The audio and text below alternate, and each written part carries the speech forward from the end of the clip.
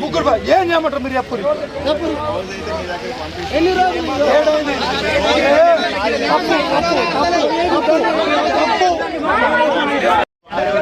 మీరంటే ఎవరో ఒకరు రైతు చేసిందని మీరు ఆగమయ్యి మీరు మమ్మల్ని ఆగం చేయకండి. 42తోనే వేరే లేదు. 43 వాళ్ళు వీళ్ళు అన్నారని మేమేం చెప్పట్లేదు. మీరు మీరు మీరు మీరు పడతలేరు కాబట్టి 42 తీసుకుంటారు. 43 అంటే మాకు ఫోన్ చేయండి.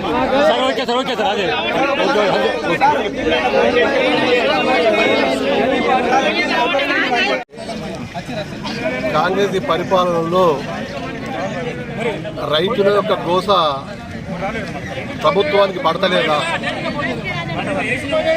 ఇలా 6 కాలం పండించిన రైతు యొక్క ధాన్యాన్ని అమ్ముకోవడానికి కోసము నెలలు గడుస్తున్నా కానీ కొనే నాదుడు లేడు.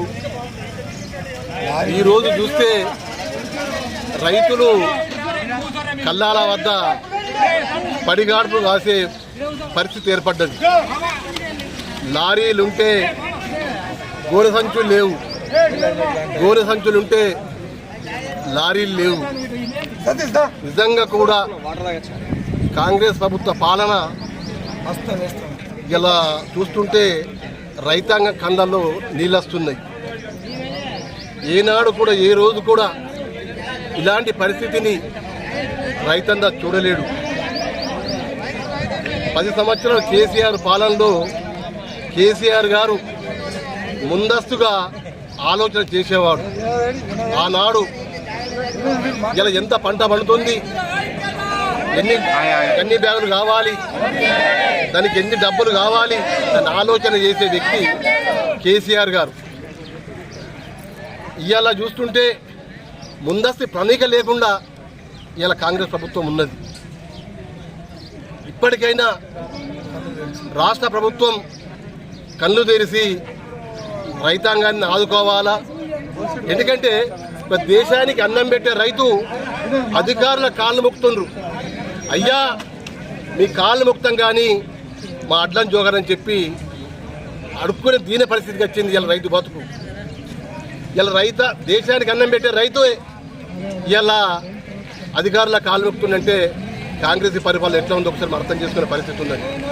ఇప్పటికైనా వచ్చి ఒక తాండ్యాల గ్రామమే కాదు, యావత్ తెలంగాణ లోపల జరుగుతున్నటువంటి పరిస్థితి. కాబట్టి ఇప్పటికీ ప్రభుత్వం కళ్ళు తెరిచి రైతాంగాన్ని ఆదుకోవాలని చెప్పి మేము డిమాండ్ చేస్తున్నాం. రైతుల పక్షాన ఏ రోజుకైనా ఎప్పటికైనా బీఆర్ఎస్ ప్రభుత్వం రైతుల పక్షాన్నే ఉంటుంది. రైతులను ఆదుకునేది ఏనాటికైనా ఏ రోజుకైనా కేసీఆర్ గారే. రైతు కష్టాలు చేసిన వ్యక్తి కేసీఆర్ గారు. ఆనాడు రైతుకు కష్టంగా వద్దున్న ఆలోచనతోని, రైతు నష్టపోతున్న ఆలోచనతోని ఆ రోజు రైతు బంధు ఇచ్చిండు, రుణమాఫీ చేసిండు. రైతు చనిపోతే 5 లక్షల రూపాయల జీవిత బీమా ఇచ్చిండు. ఎందుకంటే ఒక కేసీఆర్ గారు రైతుల పక్షాన నిలబడే వ్యక్తి, రైతుల కోసం కొట్లాడే వ్యక్తి.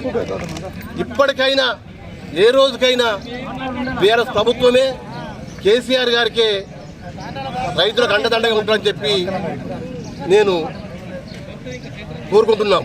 చేస్తున్నటువంటి ధర్నా ఇక్కడనే కాదు, యావత్ మండలంలో కూడా ఎంతకుముందు కలిగోట్లో కూడా చేయడం జరిగింది. ఎక్కడ కూడా కొనుగోలు జరుగుతలేవు. కాంటలు అయితే లారీలు లేవు, లారీలు ఉంటే బస్తాలు లేవు.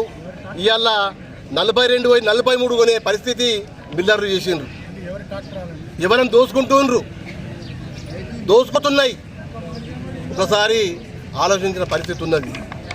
కళ్ళు తెరిచి దోచుకుంటున్నటువంటి మిల్లర్లను అరికట్టాలని చెప్పి మేము డిమాండ్ చేస్తున్నాం.